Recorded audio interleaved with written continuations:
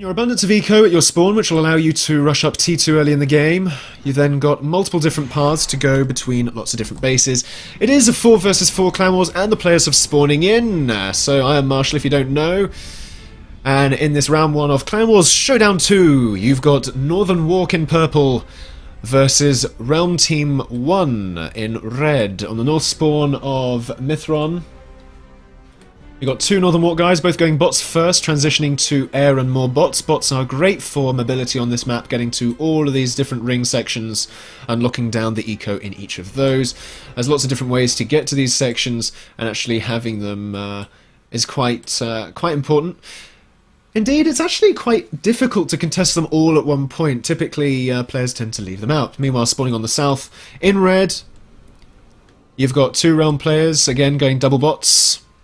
Bringing out the combat fabs. Again, one of the meta strategies at the moment is to reclaim your commander with combat fab. Not necessarily sure that's necessary in this game when you have so much metal in your bases, but it does give you a 30 metal boost. Reclaiming with a single combat fab gives you a 30 metal boost early in the game. Moving on to the one and only Death Star. This is the metal planet here. Again, 2 players spawning apart this time, so they won't be able to rush up with each other. Going bots air for the Realm, and bots for that Northern Walk player, and bots air for this. So heavy bots all over the place. You're going to have lots and lots of dock skirmishes. It's going to be very, very difficult to keep up with them all, but it's the main plays that's the important thing.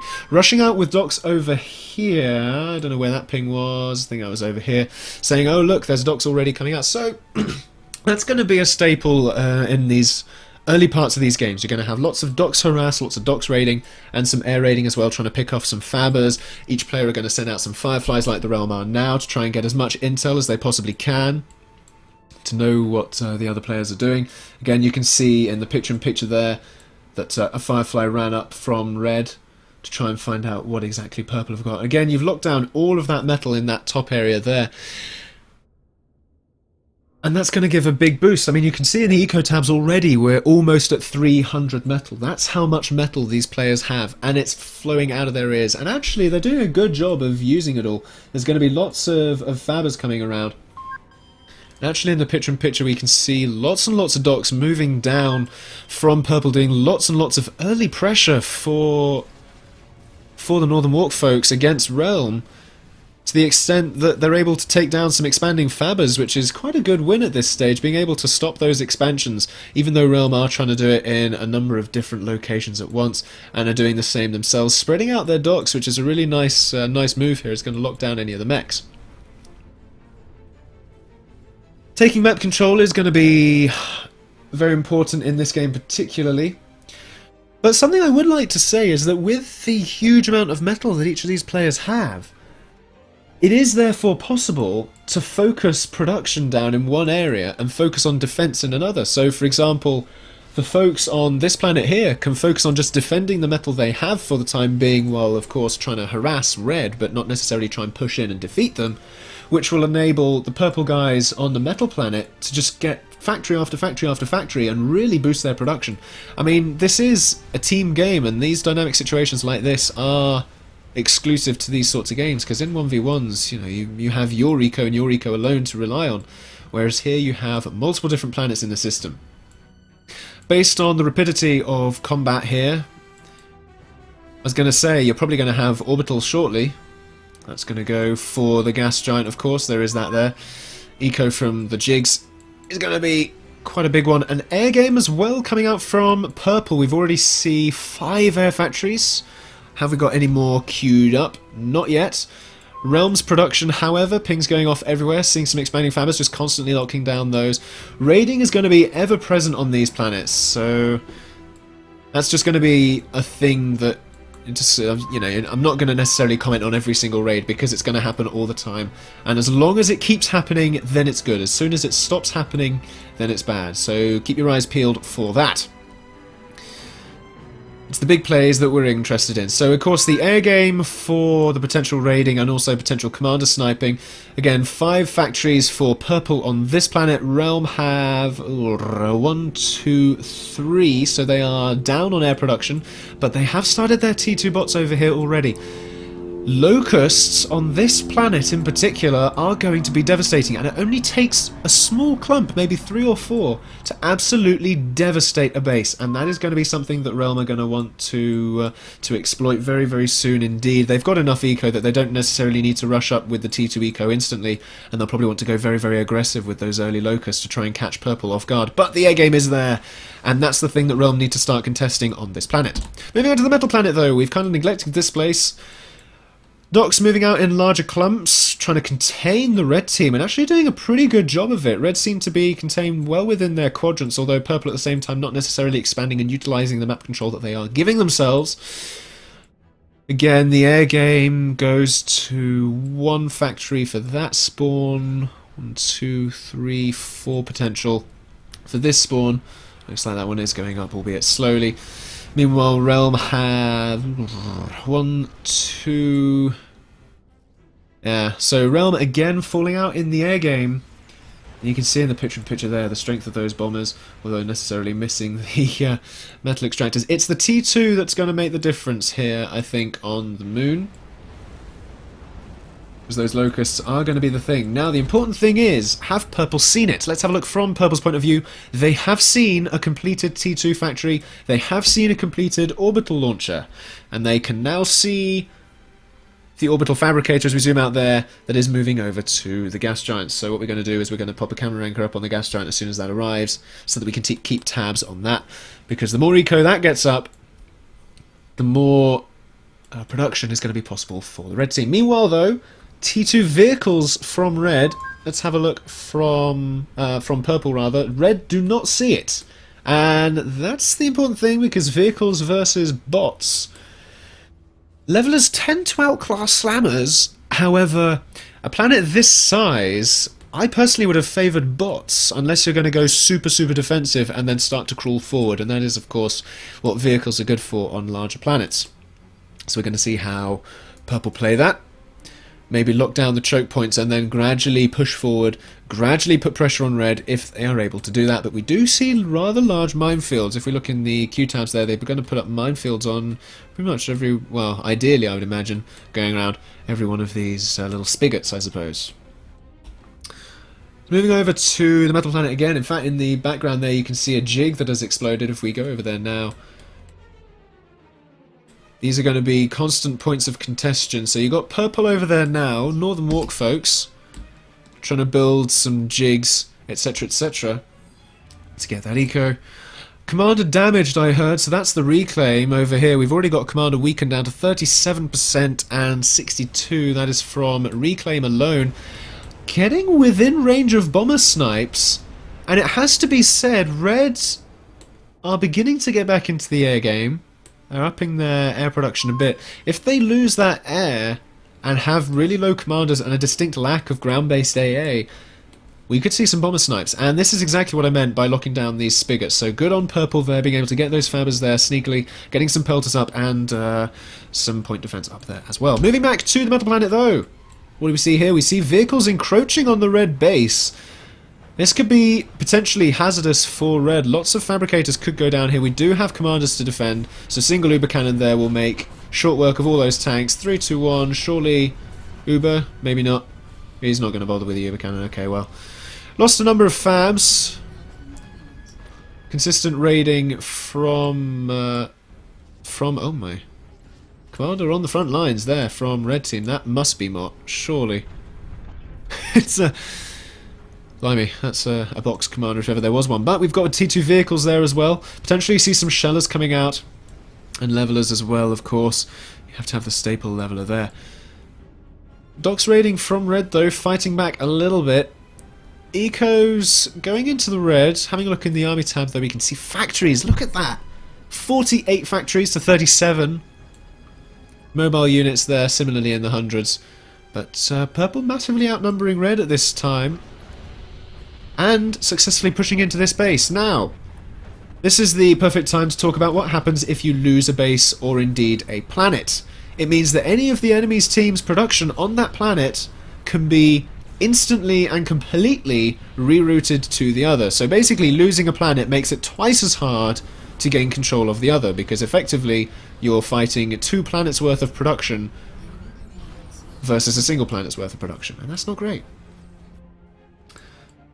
So, having a look at the different bits of production here, you've got constant vehicle pushing in from the Northern Walk on this side, and that's going to put consistent pressure on this realm base. It really needs to get some defensive stuff going, maybe some turrets. He's got a T2 factory here, just add a couple of fabbers and maybe try and get some turrets up, or some catapults maybe. I think turrets are going to be more important at this stage. Meanwhile, this one potentially could push out here. He's got possible unit advantage, but the boombots are there.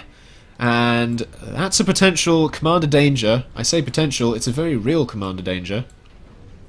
The thing is, Red really need to exploit the fact that they have the T2 advantage on this metal planet, and they aren't exploiting that at this stage of the game. They need to use it before Purple get it up, because Purple have the greater production capabilities, they have the defensive position.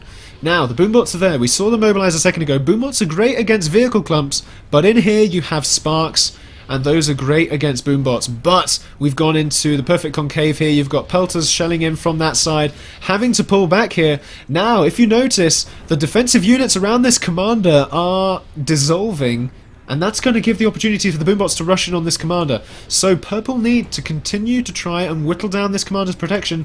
Instead, the boombots are going to rush in now. Are they going to get there? It's going to be very, very close indeed. A few are going to hit their mark. The commander does take a bit of damage. He does not go down yet, however. He is in a dangerous situation, though. He's in range of the pelters. Gone down to 52% there, potentially down to 50. Thank you for the host there, Ghost. I'm only going to assume that would mean that the NBC have unfortunately been knocked out by the Wrath of Quasar. Indeed, if it was a more orbital game, I believe the NBC could have done a lot better, but unfortunately the map I don't think was to NBC's strong point. I believe NBC would have won in a full orbital game. This system, however, is focused much more on the ground-based combat rather than the interplanetary relation. Moving back onto the moon planet, though, what do we see? We see Purple continuing to build their base. Got a single T2 factory there, still getting up the T2 eco, pushing out on a few of these spigots, got a few teleporters there as well. T2 air from Red. This isn't something you see every day, but I suppose as the game draws on, T2 air is going to become more of a viable option, perhaps for raiding and potential commander sniping indeed. You do have storms there though, so that is something that the air is going to have to watch out for. Kestrels do have the ability to do damage beyond the range of storms. They are the counter storm, as I like to call them. So if you do see storms, Kestrels, I believe, are the answer for you, but they get caught in the hummingbird swells. And down they go, but the air production could indeed all come back. This base from Red in the picture-in-picture there, you can see that the defensive positions are perhaps starting to sort themselves out, but is it because the defensive positions are there, or is it because, oh blimey, this commander is on 1%? What on earth happened there? I've no idea, but he needs some healing. He is a whisker away from death. And we haven't seen any raiding from Red, and actually, with Purple's control of a good number of these spigots, it's going to be increasingly difficult for Red to actually be able to push out. They do still have their mines to protect, but again, Purple just have the unit count. Again, if we go into the army tab there, 667 versus 350. So Purple do very much have a handle on this game. They just are still looking for the perfect way to be able to make a breakthrough. Currently we're still in that tug-of-war phase where you need that decisive battle to get through. Let's go over to the gas giant here and have a look at what combat is going on here. So on the South Pole you can see all these jigs coming up and a few Avengers doing a bit of raiding. These jigs are very, very close together indeed. Oh, that could be painful. If one of those jigs goes up in smoke, the others could follow suit very, very rapidly indeed. Avengers coming out from Red, though. They're going to raid this orbital base. There is the anchor there for the perfect defense, and that is going to prevent that from going down anywhere. Perfect way to deal with jigs when they have anchors to defend is with Artemis. They do have that long-range weapon. Going back to... Ooh, hello. To the moon here. What we have docks raiding, continuous. Potential dangers here. Again, the minefields are the big threat to any big purple unit force right now. Not all of them have skitters in. I do see one in this one. In fact, I see a couple in there. Mines can only be seen by skitters and combat fabs, of course. So there's something to bear in mind. This grouping has neither a combat fab nor a skitter, and so if it pushes in right now, this force from red can just back off, and that army will be stopped dead in its tracks. It's getting to that stage of the game now, however, though, excuse me, where we're going to have to see a breakthrough or some endgame strats. What do we see here? A potential breakthrough? Possibly. Not yet, though. Levelers are on the front lines. These guys could push in, do a bit of damage to these factories. Pressuring this T2 factory here. It is the home field advantage, though. There are levelers there. Factories, I don't think they're going to be able to counter these levelers at this stage. There are going to be shellers to bring up the rear, and boombots as well. I think the boombots are waiting for the comm snipe, and I believe this commander down here will go down very, very soon indeed. This whole base has been taken out by pink. And as soon as you start to lose a base like this is where you start to see the snowball coming into effect. A ping there saying, alright, look, there's a teleporter. Send me some units, or send your commander over to me for safekeeping. This commander is not going to be able to get up a teleporter. I don't think there's too many infernos in there. Plus on this side there are boombots just waiting to come in. I don't think they're going to be necessary in this one. This commander is going to croak in just a second. There he goes. Air coming in as well, just in case they needed to finish him off. So one commander goes down on this planet. Looks like that was another one over there. So actually, that's two commanders down to red. With a nuclear missile going up on here, that's actually going to mean that purple have an easy time gaining control of this planet. There is the teleporter there, but if we look on the moon over here, red do not have the ability to send those units through, and actually purple have made a breakthrough with some units there, trying to get up a Titan. Not going to be able to do so just yet. It's going to go up a little bit over time. But again, they've just lost so much ground to purple, and they haven't been able to get through to do some raiding. This one could do some damage, but again, the home field advantage is real for purple. Going into the army tab there, again, it's still open. You can see the factory disparity there, 64 to 42. And while most of those are across different planets, teleporters are going to be a thing that's going to happen soon. Not only that, but the Annihilator is real. Again, yeah, you can see some units going through a teleporter already, just which teleporter and to where. Yeah, here we go. So all units now, they know there's no commanders left on this planet. Let's just send them all to the other one. Where are they coming out? Are they coming out in the middle of an area or in the middle? No, they're coming out in the middle of the base. So, and you could pop up a teleporter here, and that'll reduce movement time for your units. But it's not necessarily necessary. Necessarily necessary. Try saying that 3 times fast when you're drunk. But it is looking sticky for red right now. They're in a very sticky situation indeed. Unit count is not in their favour, 1,000 to 600. Economy is definitely not in their favour, 600 metal behind. Ping, ping, ping, ping, ping, ping. Purple saying, aye, push out here or build here. Let's have a look. They can see a large army there, so maybe it is defend this area, something's going to happen, or let's use these boombots better. All sorts of stuff could have been meant there. Red commander weakened, or is he being healed? I think he's been healed over time. Purple's units now beginning to push out of these spigots, and it's going to be increasing. Whoa! Explosion City over on the gas giant. Ho ho ho! Those are all red jigs gone. That's a whole kick to their economy. You saw it go down from 900 to 700. Let's just go back a second there and see what happened. This is exactly what I was talking about. The Artemis firing on one jig. Chain reaction, you can see the economy just cascade down into nothingness. That's painful there. Very, very painful indeed. Although at this stage, I'm not entirely sure it's going to make a huge amount of difference, but still, it's not exactly what you want to happen when you're trying to fight back across 2 planets. Again, this commander's still only on 1% HP. That is a hair's sneeze. It's not even a hair's sneeze. It's a heartbeat away from death. And there's a distinct lack of AA defense. And you got a few Galata in, I don't know, the back end of Beyond over here, but Nowhere near that commander. The other one as well weakened.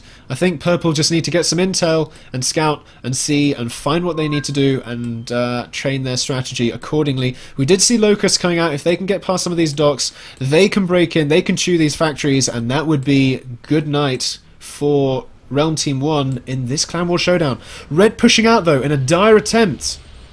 Lots of slammers and actually managing to push through there with sheer numbers. Pelter's actually putting in quite good work there. Not good enough, however. Let's have a look at the defensive forces there. You've got vehicles. Have you got any anti-air to support this force? Otherwise it's going to go down to all sorts of bombers and death and all sorts. Don't think that's going to go in very far. I'm going to copy it to the picture-in-picture there so we can watch that go. What do we see over here? We see Locusts moving. We see vehicles pushing in. T2 factories going down. Is this the final nail in the coffin for Red? I believe it is. The Atlas Titan has been spotted.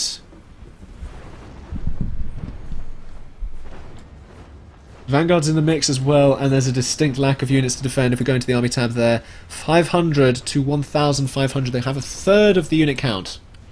A third of the unit count. Locusts trying to barge their way through. Here we're going to see the nom-nom-nom-nom-nomming that we've wanted to see in PA for so very long. Locust coming down the ramp there. These guys, of course, the cheaper the unit, the faster it dies. And into the base they go. Taking down the defences. They'll take down power and factories like nobody's business. Nom nom nom nom. Here we go. Into the game. Into the base, rather. Nom nom nom nom. Nom nom nom nom nom. Nom nom nom. Factories going down left, right and centre. Metal extractors. P generators. But something is killing them off really rather successfully. They want to stay away from the mainstay of the building and units there. 2 locusts remain. Chewing on docks. It dies. It continues to go down. Locusts will continue to chew their way through. The danger is, though, the commanders, and they're in the wrong end of the base. I'm fairly sure Red realise that it is GG territory here.